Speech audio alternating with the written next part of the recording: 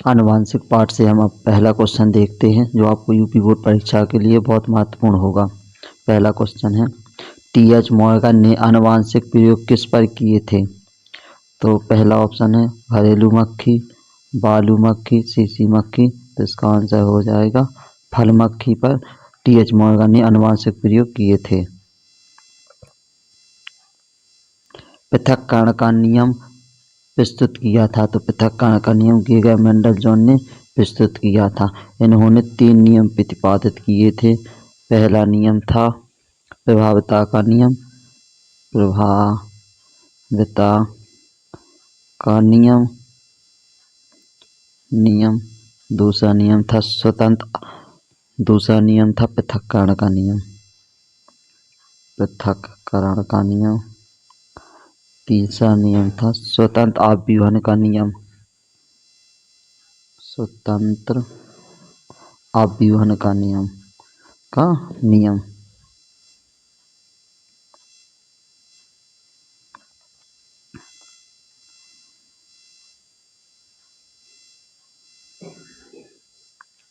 F2 पीढ़ी में 3:1 के अनुपात में प्राप्त होते हैं तो उन्हें एक संकर क्रॉस कहते हैं।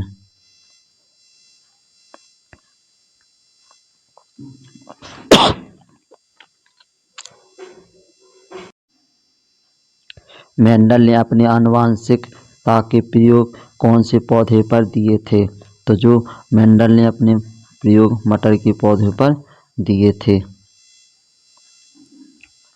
एक संकर क्रॉस का जीन प्रारूप का अनुपात होता है। एक संकर क्रॉस के जीन प्रारूप का अनुपात 1:2:1 के अनुपात में होता है।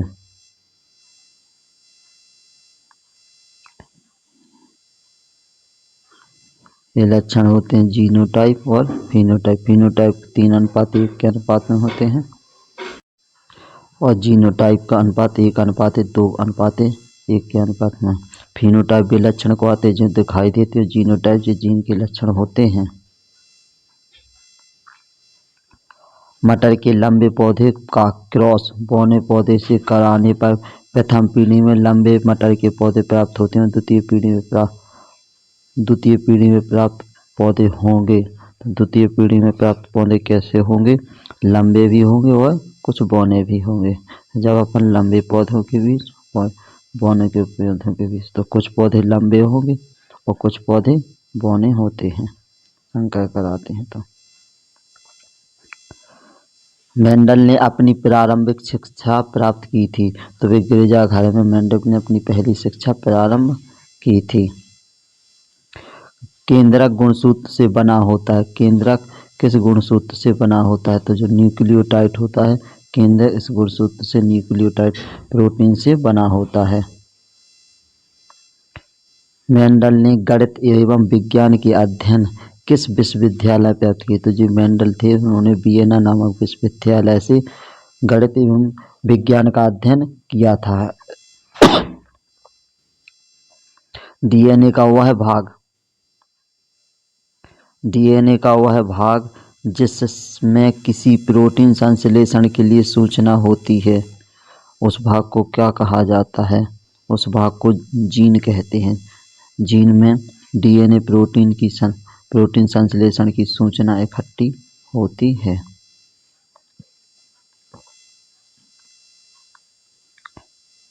मेंडल ने अपने लंबे और बौने मटर के पौधों के मध्य क्रॉस कराया तो प्राप्त प्रथम पीढ़ी F1 में लंबे एवं बौने प्राप्त का प्रतिशत होता है। तो जो 100% लंबे पौधे बनते हैं, मतलब संकर लंबे पौधे का निर्माण होता है।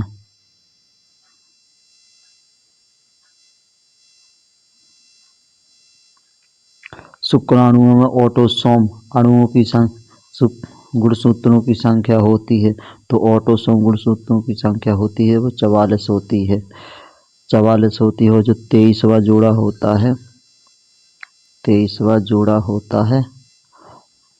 होता है ये लिंग गुणसूत्र होता है। गुणसूत्र होता है।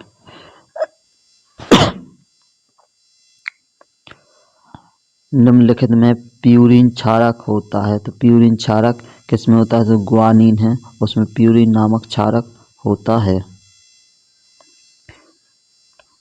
दो डीएनए तंतु आपस में जुड़े होते, डीएनए तंतु हाइड्रोजन आबंध द्वारा जुड़े होते हैं। मनुष्य में गुणसूत्रों की संख्या होती है, तो मनुष्य में 46 जोड़ी गुणसूत्र पाए जाते हैं। 46 गुणसूत्र, 23 जोड़ी होते, 23 जोड़ी गुणसूत्र पाए जाते हैं। 46 या 23 जोड़ी गुणसूत्र पाए जाते हैं। मेंडल के अनुसार निम्न युग में से कौन प्रभावी लक्षण है? तो लंबा तना छुरीदार, लंबा तना हरे बीज, कोई नहीं, तो ऐसा बी ऑप्शन लंबा तना गोल बीज, ऑप्शन बी राइट हो जाएगा।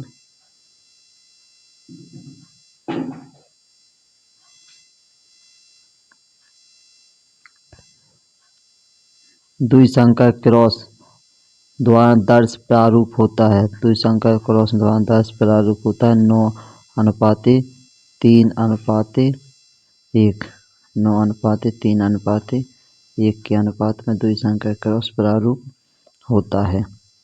जो F1 पीढ़ी के पौधे होते हैं और F3:1 के अनुपात में, जो F2 की पीढ़ी के पौधे होते हैं 2:1:2 के होते हैं, 1 के रूप में होते हैं।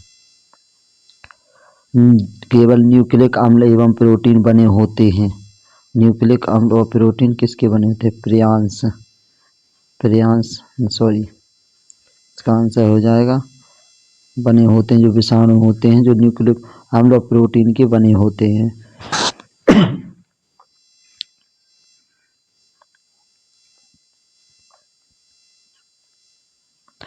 निम्नलिखित में से में कौन सा जीन प्रारूप शुद्ध गोल बीज को प्रकट करता है? शुद्ध गोल बीज को प्रकट करता है, तो शुद्ध गोल राउंड आर हो जाए, और शुद्ध बौने पौधे को प्रकट करेगा तो स्मॉल टी हो जाएगा।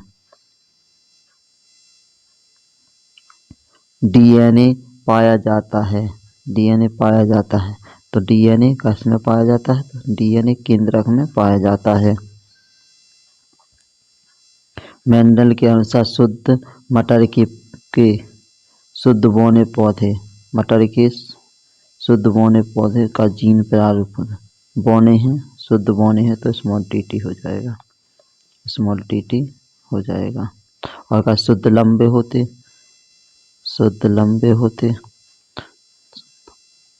तो कैपिटल टी हो जाता। लंबे बौने होते तो स्मॉल टी हो जाती। लंबे बौने या संकर लंबे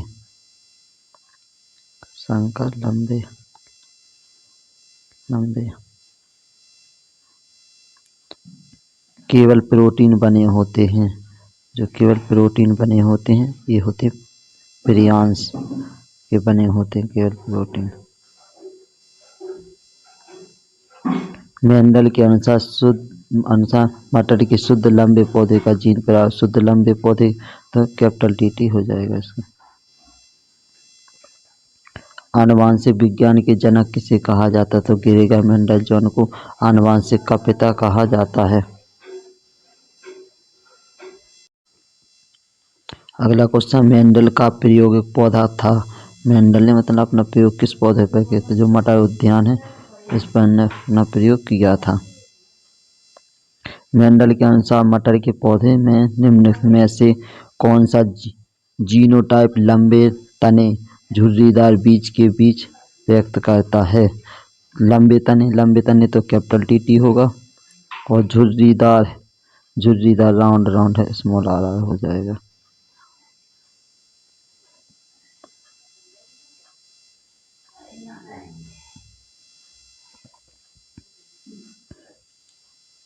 मेंडल प्रसिद्ध हैं आनुवंशिकता के क्षेत्र में डीएनए की खोज के लिए, सूजनिकी के लिए, जैव विविधता संरक्षण के लिए। तो मेंडल किस लिए प्रसिद्ध थे? तो मेंडल प्रसिद्ध थे आनुवंशिकता के क्षेत्र में। किसके लिए? आनुवंशिकता के क्षेत्र में ग्रेगर मेंडल आनुवंशिकता का पिता कहा जाता है। ग्रेगर मेंडल जॉन को आनुवंशिकता का पिता भी कहा जाता है। मटर के लंबे पौधे टीटी और बौने पौधों के मध्य क्रॉस कराने पर प्रथम संतति पीढ़ी में पौधे प्राप्त होते हैं। जब अपन के संकर कराते हैं प्रथम पीढ़ी में जो पौधे प्राप्त होते हैं वे सभी पौधे संकर लंबे या लंबे होते हैं।